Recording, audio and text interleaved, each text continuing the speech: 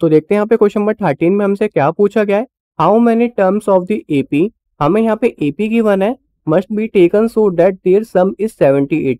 तो हमें यहाँ पे कितने टर्म्स के एपी लेके चलने पड़ेंगे जिनका सम हमारे यहाँ पे कितना आना चाहिए, 78 आना चाहिए। तो करते हैं यहाँ पे इसको सॉल्व। तो जो हमारे यहाँ पे फर्स्ट टर्म है वो हमारे यहाँ पे क्या है, 24 है। अब मैं यहाँ पे इसका डिफरेंस निकाल लेता हूँ। डिफरेंस हमारे यहाँ पे क्या होता है, सेकंड टर्म माइनस का फर्स्ट टर्म। तो ये हमारे यहाँ पे कितना निकल के आ गया, माइनस का 3 निकल के आ गया।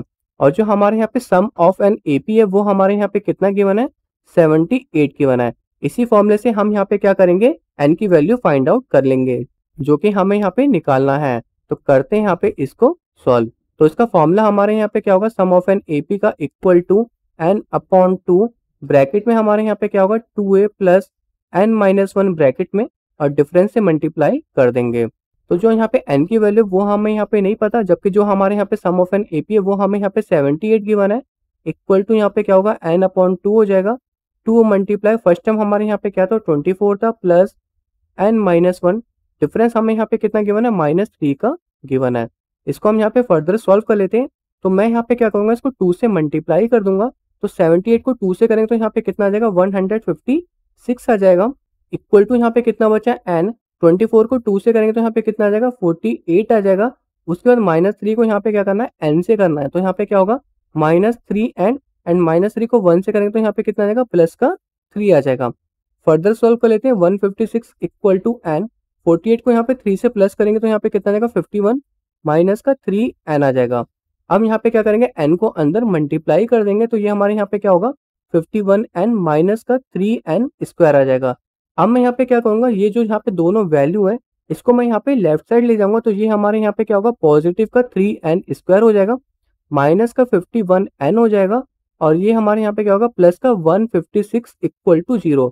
अब हमें यहाँ पे क्या करना है, सबको 3 से डिवाइड कर देना है। तो ये हमारे यहाँ पे क्या हो जाएगा, n स्क्वायर माइनस 51 को हम यहाँ पे 3 से डिवाइड करेंगे तो यहाँ पे क्या होगा, 3 1 जा 3, 3 7 जा 21, यहाँ पे आ जाएगा n, प्लस 3 5 जा 15 एंड 3 2 जा 6 इक्वल टू 0। तो हमने यहाँ पे क्या करा, इस इक्वेशन को, पूरे इक्वेशन को हमने यहाँ पे क्या करा, 3 से डिवाइड कर दिया। तो आप यहाँ पे लिख सकते हो इक्वेशन फर्स्ट। तो यहाँ पे लिख सकते हो equation first divided by 3, divided by 3। तो हमने यहाँ पे क्या करा, 3 से डिवाइड कर लिया। 3 से डिवाइड करने के बाद हमारे यहाँ पे क्या है, एन स्क्वायर माइनस का 70n प्लस का 52 इक्वल टू 0। अब हम यहाँ पे इसका फैक्टर निकाल सकते हैं। तो अब हम यहाँ पे क्या करेंगे, इसका फैक्टर निकालेंगे। तो ये हमारे यहाँ पे क्या होगा, एन स्क्वायर हो जाएगा, और यहाँ पे 17n को हमें यहाँ पे ऐसे लिखना है, इसको मल्टीप्लाई करने पे क्या है, हमारा 52 है।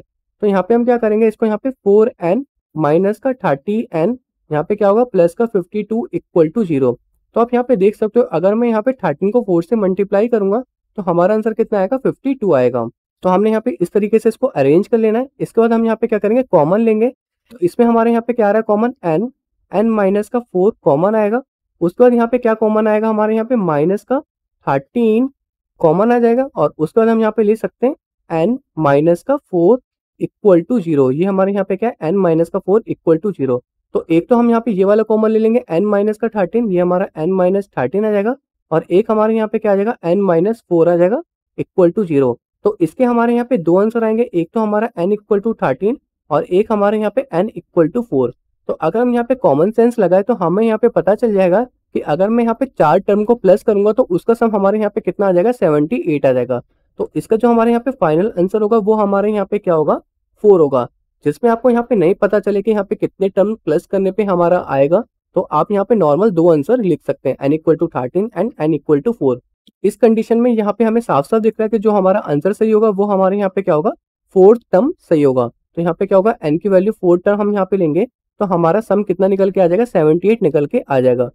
तो इसको प्रूफ करने के लिए मैं यहाँ पे आपको दिखा देता हूँ। तो फर्स्ट टर्म हमारे यहाँ पे क्या था, 24 था, सेकंड हमारे यहाँ पे 21, थर्ड हमारा 18, और यहाँ पे 3 का डिफरेंस है। तो फोर्थ टर्म हमारे यहाँ पे क्या हो जाएगा, 15 हो जाएगा। सबको यहाँ पे प्लस कर लेते हैं, 4 1 5 8 5 13 13 5 18 का 8 1 कैरी गया, 2 1 3 3 2 5 एंड 6 एंड 7। तो यहाँ पे कितना आ गया, 78 आ गया। तो इसका जो हमारा आंसर सही होगा वो हमारे यहाँ पे क्या होगा, n इक्वल टू 4। तो 4 टर्म हम यहाँ पे प्लस करेंगे तो हमारा सम कितना निकल के आएगा, 78 निकल के आ जाएगा। होप आपको इस क्वेश्चन का आंसर समझ में आ गया होगा। अब हम चलते हैं अपने नेक्स्ट क्वेश्चन की तरफ।